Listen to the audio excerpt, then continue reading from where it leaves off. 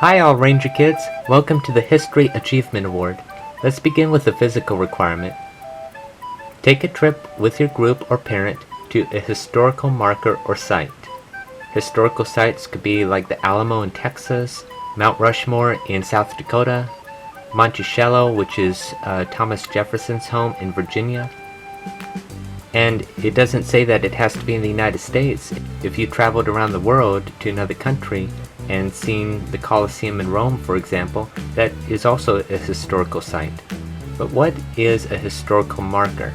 A historical marker is basically a plaque that commemorates an event, a person, a place, such as these. Here are some examples of historical markers, such as like Mount Vernon here in the middle, which is the home of George Washington, and the Star of India. Here's my grandfather and I back in December 1998 in San Diego, California, when we visited the Star of India. And right now, if you go over there, you will see a historical marker right there that tells you about it. Okay, let's go on to the spiritual requirement. Read or have someone read to you the story of Joshua and the Israelites in Joshua chapter 4. You're more than welcome to read this yourself in your Bible, but here I'm going to read it for you. And it came to pass, when all the people had completely crossed over the Jordan, that the Lord spoke to Joshua, saying, Take for yourselves 12 men from the people, 1 man from every tribe. And command them, saying, Take for yourselves 12 stones from here, out of the midst of the Jordan, from the place where the priest's feet stood firm. You shall carry them over with you, and leave them in the lodging place where you lodge tonight. Then Joshua called the 12 men whom he had appointed from the children of Israel, 1 man from every tribe. And Joshua said to them, Cross over before the ark of the Lord your God into the midst of the Jordan, and each one of you take up a stone on his shoulder, according to the number of the tribes of the children of Israel. That this may be a sign among you when your children ask in time to come, saying, What do these stones mean to you? Then you shall answer them that the waters of the Jordan were cut off before the ark of the covenant of the Lord. When it crossed over the Jordan, the waters of the Jordan were cut off, and these stones shall be for a memorial to the children of Israel forever. And the children of Israel did so, just as Joshua commanded, and took up 12 stones from the midst of the Jordan, as the Lord had spoken to Joshua, according to the number of the tribes of the children of Israel, and carried them over with them to the place where they lodged, and laid them down there. Then Joshua set up 12 stones in the midst of the Jordan, in the place where the feet of the priest who bore the ark of the covenant stood, and they are there to this day.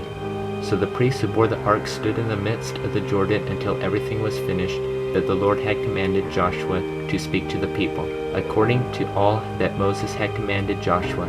And the people hurried and crossed over. Then it came to pass, when all the people had completely crossed over, that the ark of the Lord and the priests crossed over in the presence of the people. And the men of Reuben, the men of Gad, and half the tribe of Manasseh crossed over armed before the children of Israel, as Moses had spoken to them. About 40,000 prepared for war crossed over before the Lord for battle to the plains of Jericho. On that day the Lord exalted Joshua in the sight of all Israel, and they feared him, as they had feared Moses, all the days of his life.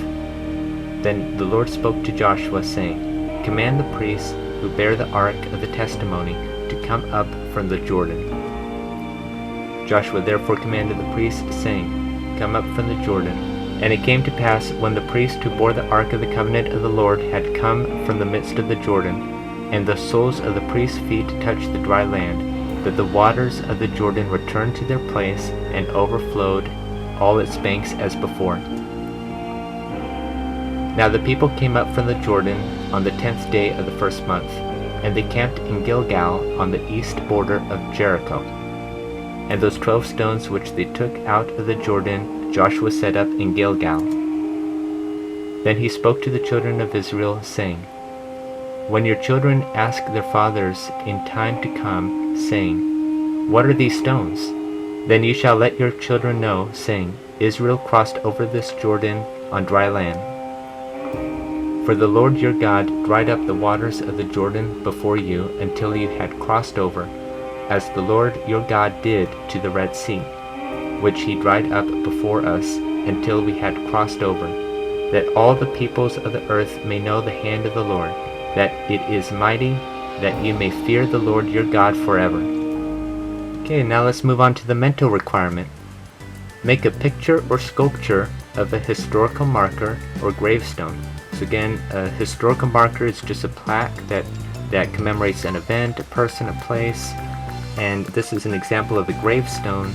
This is the gravestone of President Theodore Roosevelt.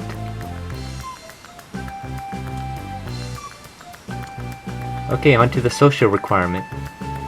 Explain to your group what was important about the site you visited for the physical requirement. So congratulations, you got a great start on the history merit. The next step is to show and tell your commander and the other ranger kids in your outpost. Great job.